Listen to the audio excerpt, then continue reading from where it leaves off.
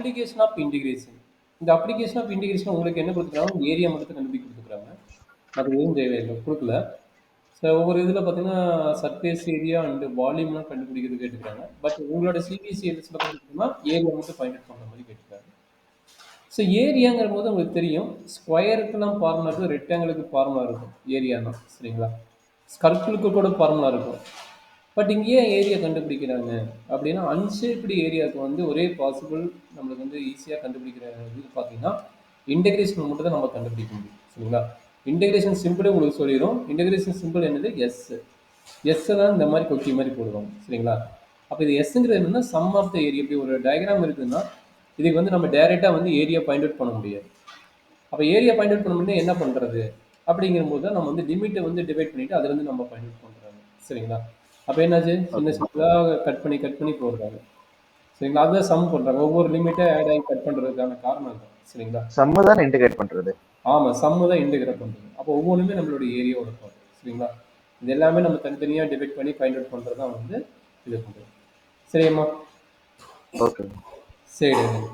இப்போ நம்மளுக்கு basic concept என்ன ஃபார்முலா அப்படின்னா, இங்கே X axis and Y axis concept இருக்குது அப்படின்னா, ரெண்டு ஃபார்முலா இருக்குது ஏரியாவுக்கு. Suppose along the X axis, along the X ஆக்சிஸ்னா நம்மளுக்கு என்ன ஃபார்முலா அப்படின்னா, மேபி லிமிட் வந்து இங்கே 0 டு சம் ஏ கொடுத்துக்கிறாங்க, ஆர் ஏ டு பி கொடுத்துக்கிறாங்க, ஏ டு பி கொடுத்துக்கிறாங்க. அந்த மாதிரி இருந்ததுன்னா நம்ம எப்படி இன்டெகிரல் கண்டுபிடிக்கிறது, ஏரியா கண்டுபிடிக்கிறது? மேபி டயக்ராம் வந்து இந்த ஷேப் இருக்குது அப்படின்னா எப்படி கண்டுபிடிக்கிறதுக்காக ஃபார்முலா இருக்குது. என்ன ஃபார்முலானா, A equal to integral A to B. இங்கே என்ன லிமிட் இருக்குது, ஏ வந்து எக்ஸோட லிமிட் அண்ட் பிங்கிறது எக்ஸோட limit.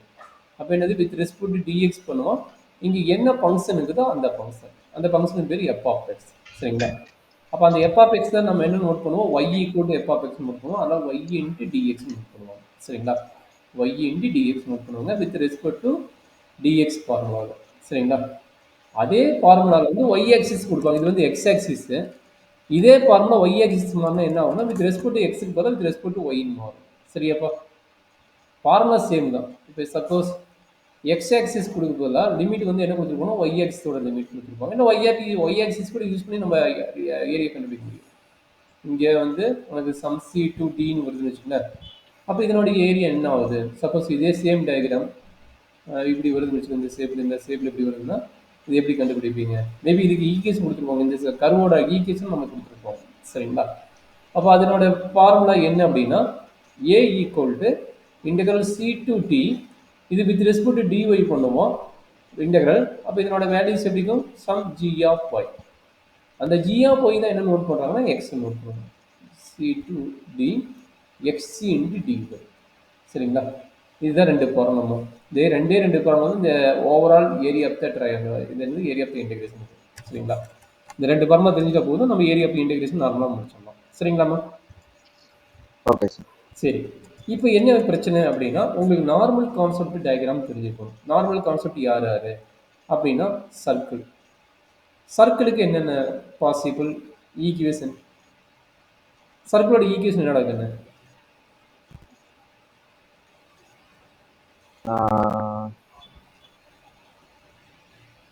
x square plus y square equal to a square. இதெல்லாம் 10th ல படிச்சது நினைக்கிறேன், கரெக்ட்டுங்களா?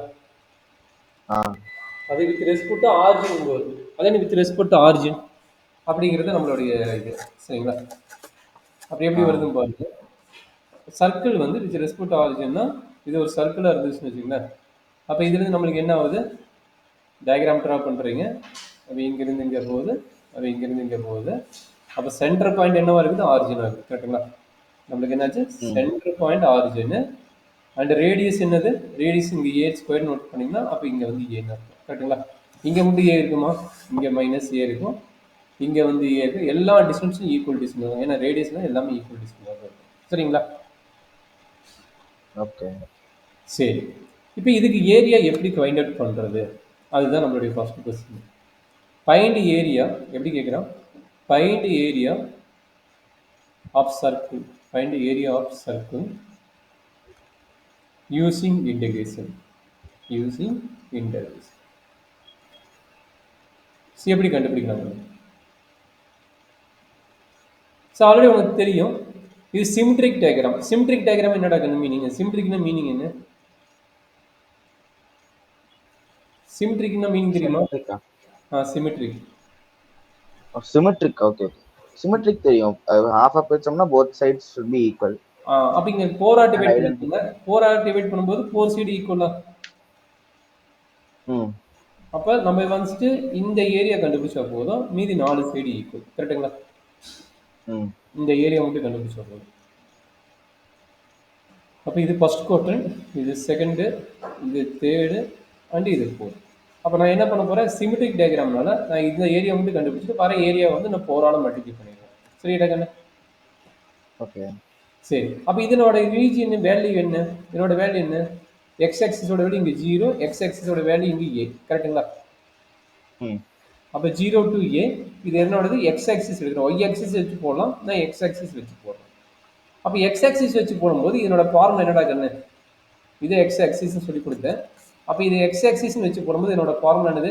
ஒன்று f of x into dx or y into dx. கரெக்ட்டுங்களா? அப்ப எக்ஸ் ம். ஆக்சிஸ்னு வைக்கும்போது நான் இந்த ஃபார்முலா அப்ளை பண்ணுவேன். சரிங்களா கண்ணு? இது ஓகே. இதுக்கு முன்னாடி ஒரு ஃபார்முலா சொல்லிருந்தீங்க சார். அந்த ஃபார்முலா ரெண்டு ஃபார்முலா தான் இருக்குது. இன்னும் ஒய் ஆக்சிஸ் இல்லை எக்ஸ் ஆக்சிஸ். ரெண்டுல நீ எது வேணா வச்சு போடலாம். இது போட்டு இன்டர்வல் ஒன்னு y dx இன்னொரு x dy. ஆமா. லிமிட் வந்துட்டு கொஸ்டின் பொறுத்து மாறும். ஆமா லிமிட் மட்டும் இங்க இந்த சர்க்கிள்னால எல்லாமே ஈக்குவல் லிமிட் தானே. இந்த சர்க்கிளுக்கு வந்து இங்கே 0 to a, இங்கேயும் 0 to a. சப்போஸ் உனக்கு ம். சென்டர் பாயிண்ட் வரும்போது மட்டும் லிமிட் மட்டும் மாறும். பட் இங்கேயும் 0 to a, இங்கேயும் 0 to a. இந்த ஃபங்க்ஷன் மட்டும் எக்ஸ் வேல்யூ என்ன ஒய் வேல்யூ என்னன்னு கண்டுபிடிச்சா போதும். அவ்வளோதான் ஒர்க் முடியுது. சரிங்களா? இதுலேருந்து what is x value or what is y value மாற்றி போட்டீங்கன்னு முடிஞ்சு போச்சு. சரிங்களா? யாரு இந்த ஈக்குவேஷன் வந்து சரிடா கண்ணு? சரி சார், ஒரு நிமிஷம் எழுதிக்கிறேன். ம். இது ஏதாச்சும் எழுத வேண்டியதுக்கு இல்லை தேவையில்லையா? நீ ஃபார்முலா மட்டும் எழுதினா போதும். ஃபார்முலா எழுதிட்டு ப்ராப்ளம் வந்து இது அப்படியே ரன் பண்ண எழுதிக்கோ. சரி ஓகே.